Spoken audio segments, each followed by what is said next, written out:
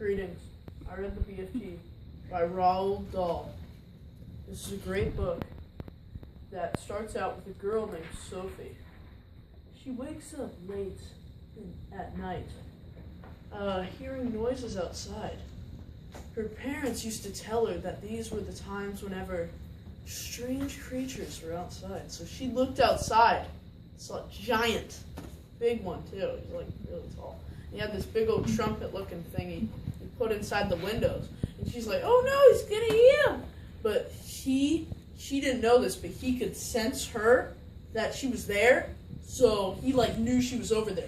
So she saw him and ran back to her bedroom, and she went to sleep, and she was trying to play asleep. Then he just grabbed her, grabbed the Sophie girl, and he went back to the giant country. And when she got there, she was so nervous because she was wide awake now. She was only in her nightgown. She didn't have any real clothes on, so she was in her nightgown going to a giant country with this giant old man giant called the BFG. But she doesn't know that it's a friendly giant. She's thinking, "Oh man, he's gonna eat me," and she's kind of afraid at this point. But she knows that whenever, she doesn't know this yet, but whenever she gets there, she goes into the cave. This is where she lives, where the BFG lives. And he has a bunch of these jars all over the shelves, all these jars and stuff, full of dreams. There's bad dreams, okay dreams, and the really good ones. The really bad ones, that's the ones you don't want. Those are called nightmares. So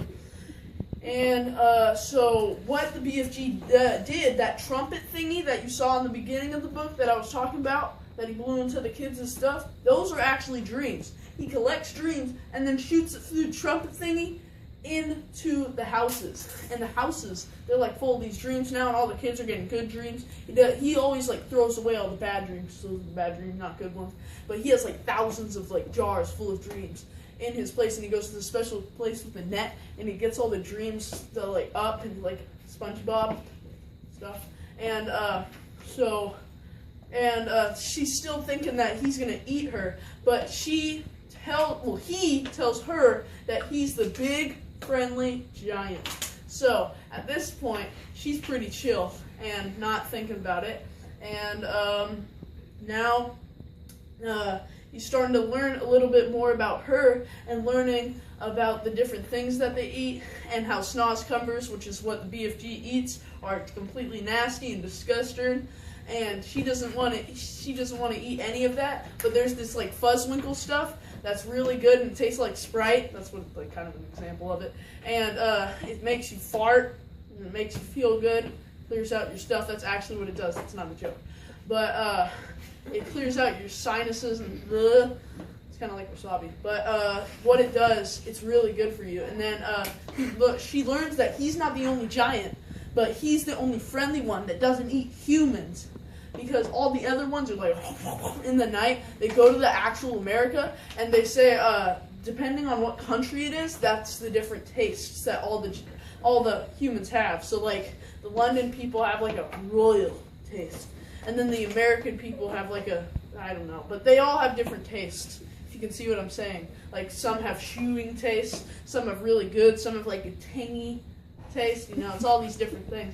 But they want to put a stop to it. So they made this plan, and they decided to try to get the Queen of England, which is where Sophie lived, was in England, kind of close to the Queen of England, which was in this orphanage that she lived in. And they would go to the Queen of England in the night, give her a dream that the giant would make. This was a great idea. I was pretty hyped.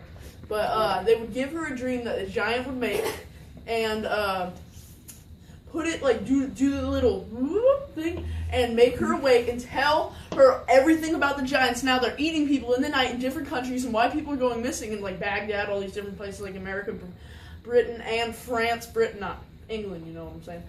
But all these people are going missing. So they said that Sophie would give her further details the next morning on the windowsill. So the queen wakes up. She's like, "Man, I had a crazy dream last night. It was more of a nightmare because, I had all those giants eating people. She was scared last night, dreaming about that." And she woke up, and her maid comes in. It's like, "Breakfast is ready."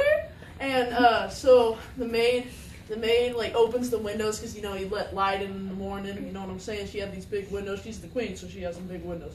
And she lets some light in, And she's sitting there, little Sophie, on the windowsill, still in her nightgown. This is a day later. She hasn't ate anything except for that whiz popper stuff that makes you fart. And it's a day later. She's sitting on the windowsill, ready. And she's telling her everything. The maid is in like a shock type thing. And so she's sitting on the windowsill just chilling. And the queen and Sophie are like connecting and talking, and then they go eat, and the giant gets to eat with them, and they make this big old chair out of like pianos and giant clocks just for the giant. I know that sounds weird, but it's a kid's book, so chill. I know it sounds weird. So they ate and stuff, and he had like a bunch of eggs and stuff, and they were out of eggs, so they couldn't give him any more eggs.